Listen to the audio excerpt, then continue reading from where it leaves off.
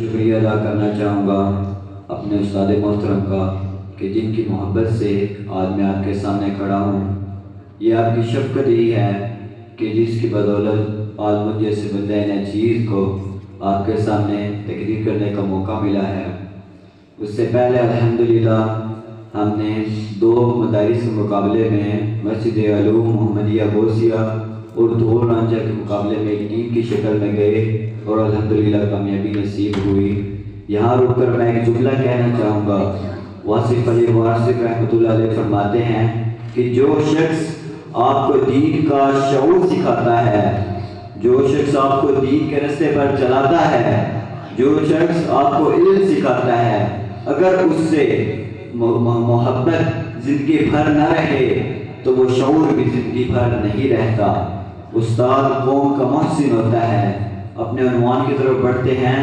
آج مجھے جس موضوع پر لفظ کشائی کرنے کا موقع ملا ہے وہ ہے جھوٹ اور اس کی اقسام۔ احباب دی وقار، گناہ کئی قسم کے ہوتے ہیں جن میں بہت سے گناہ کبیرہ ہوتے ہیں۔ پھر گناہ کبیرہ میں سے کچھ گناہ ایسے ہوتے ہیں کہ جو تکلیف دہ ہوتے ہیں، اور آج ہم دیکھیں تو ہم اپنے رواج میں، اپنے معاشرے میں اس رواج کو عام طور پر استعمال کرتے ہیں، عام طور پر ان گناہوں کو کرتے ہیں، جن میں سے ایک گناہ جھوٹ ہے۔ پھر حیرت انگیز بات یہ ہے کہ جو شخص دوسروں کے جھوٹوں سے پریشان ہوتا ہے اصل میں وہ اس سے بڑھ کر جھوٹ بولتا ہے۔ تو پھر لہٰذا ہمیں چاہیے کہ ہم اپنے آپ سے عہد کریں کہ ہم آئندہ کبھی جھوٹ نہیں بولیں گے۔ نبی کریم صلی اللہ علیہ وسلم کی رسالت سے پہلے بھی جھوٹ کو معیوب سمجھا جاتا تھا۔ جھوٹے پر اللہ کی لعنت برستی ہے۔ اللہ کے بندے جھوٹوں کی محفلوں میں نہیں بیٹھتے۔ نبی کریم صلی اللہ علیہ وسلم نے زندگی بھر کبھی جھوٹ نہیں بولا، اور آپ صلی اللہ علیہ وسلم نے ہی فرمایا کہ جھوٹ برائی کی جڑ ہے۔ جھوٹ کی کئی اقسام ہیں جن میں اللہ تعالیٰ پر جھوٹ باندھنا، نبی کریم صلی اللہ علیہ وسلم پر جھوٹ باندھنا، جھوٹا خواب بیان کرنا، جھوٹی گواہی دینا، اپنے باپ کی بجائے کسی اور سے نسبت کرنا، کسی پر تہمت باندھنا، لوگوں کو ہنسانے کے لیے جھوٹ بولنا، مذاق میں جھوٹ بولنا، عزت میں جھوٹ بولنا، مال کی خاطر جھوٹے قسمیں کھانا، یہ سب جھوٹ کی قسموں میں شامل ہے۔ اللہ تعالیٰ سورۃ النحل میں فرماتے ہیں کہ جو شخص اللہ پر جھوٹ باندھتا ہے وہ اللہ کی آیات پر ایمان نہیں رکھتا، وہ یہی جھوٹے ہیں۔ اسی طرح نبی کریم صلی اللہ علیہ وسلم فرماتے ہیں کہ منافق کی 3 نشانیاں ہوتی ہیں۔ جب بولتا ہے جھوٹ بولتا ہے، جب وعدہ کرتا ہے وعدہ خلافی کرتا ہے، جب اس کے پاس امانت رکھی جاتی ہے تو اس میں خیانت کرتا ہے۔ اس کے علاوہ نبی کریم صلی اللہ علیہ وسلم جھوٹے شخص کی نشانی بیان کرتے ہوئے فرماتے ہیں کہ ایک شخص کے جھوٹے ہونے کے لیے یہی کافی ہے کہ وہ سنی سنائی بات کو بغیر تحقیق کے آگے پھیلا دے۔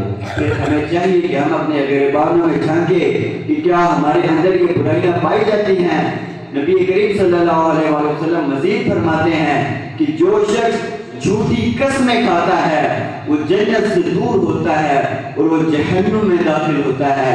جناب والا حضرت عبداللہ بن عامر رضی اللہ تعالیٰ عنہ روایت فرماتے ہیں کہ جب میں چھوٹا ہوتا تھا تو نبی کریم صلی اللہ علیہ وسلم ہمارے گھر میں ایک بار تشریف فرما ہوئے تو میری والدہ مجھے بلاتی ہیں اور کہتی ہیں کہ ادھر آؤ، میں تمہیں کچھ چیز دیتی ہوں۔ تو نبی کریم صلی اللہ علیہ وسلم میری والدہ سے فرماتے ہیں کہ کیا تم اسے کیا دینے کا ارادہ رکھتی تھی؟ تو میری والدہ فرماتی ہیں کہ میں اسے ایک کھجور دینے کا ارادہ رکھتی تھی۔ تو نبی کریم صلی اللہ علیہ وسلم فرماتے ہیں کہ اگر تم اسے کچھ دینے کا ارادہ نہ رکھتی تو یہ تمہارا عمل تمہارے اعمال نامہ میں لکھا جاتا۔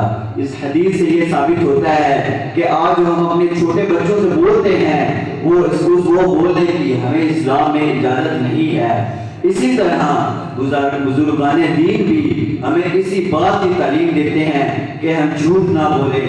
جیسا کہ غوث پاک کی والدہ محترمہ آپ کو دین کی تعلیم کی خاطر روانہ کرتے ہوئے فرماتی ہیں کہ اے بیٹے، چاہے تو جہاں بھی چلا جا، چاہے تو جو بھی ہو جائے کبھی جھوٹ مت بولنا اور کبھی جھوٹوں پر اعتماد نہ کرنا۔ میری یہ دعا ہے کہ اللہ تعالیٰ ہم سب کو اس جھوٹ جیسی بیماری سے نجات عطا فرمائے۔ آمین وما علینا الا البلاغ المبین۔ جزاک اللہ۔ ماشاءاللہ۔